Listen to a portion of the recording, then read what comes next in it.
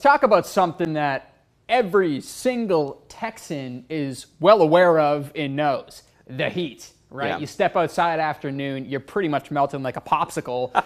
And actually, the National Weather Service, surprisingly across the South, they have different criteria to issue advisories. We break down advisories all the time and talk about them. They're common in Texas, but up north, they're less common. Yeah, they really are. You know, as each National Weather Service kind of sets those criteria, it's because temp feelings are subjective, right? So a feel like, obviously, is subjective. Something that may be hot to me may not be hot to you. But this is the different criteria that's needed for a heat advisory across different areas across the United States. As you can tell, whatever you see in the darker shades or even like the pink shades, that is where they feel is the criteria for heat advisory. And look at the difference here, right? You look at North Texas, you're noticing some pink, but then you don't see pink again until down in the Rio Grande Valley. So again, there's that difference in variation. Obviously, more humidity in the Rio Grande Valley than farther up towards the north, because they actually deal with real oppressive heat.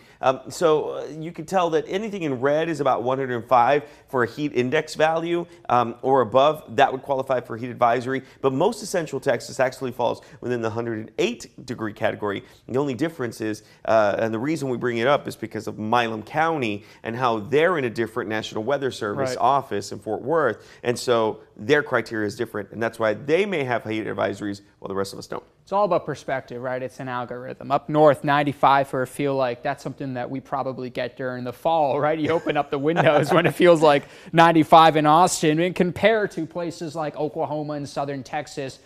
Big difference there when looking at what issues versus an advisory versus not. Active heat alerts in the orange. We're not really going to focus too much on the excessive. That's a whole separate thing for when it's even hotter than the heat advisory standards. But notice in the orange shadings east of Austin, right, well, as Freddy just mentioned, we have 3 different National Weather Service offices in our media market, which means we look at 3 different perspectives, 3 different areas of heat advisory criteria. We do have 1 county under our area that has a heat advisory stretching all the way to the coast, and then notice excessive heat come Louisiana, Mississippi.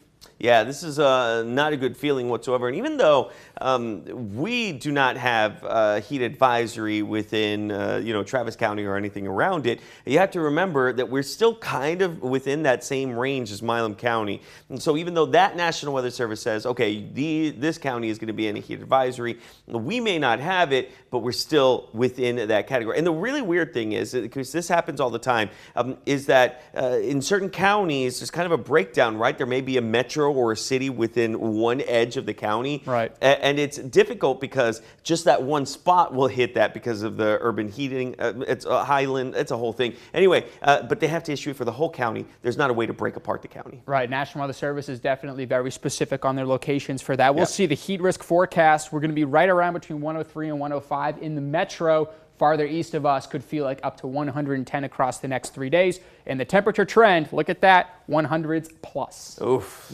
you're going to have to deal with the heat over the weekend. But you can deal with a break for just 2 minutes. I like that. And we'll be right back in just a moment.